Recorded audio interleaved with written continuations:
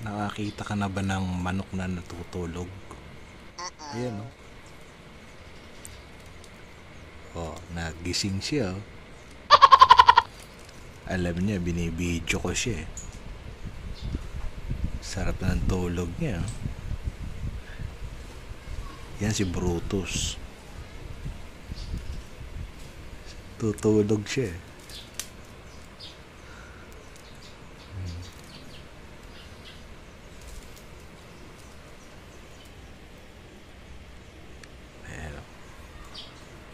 Ayan. Ayan o, tutulog siya o. Oh. Sarap na tulog o. Brutus! Wala naman yun, sarap ng tulog mo ah. Naghihilik ka pa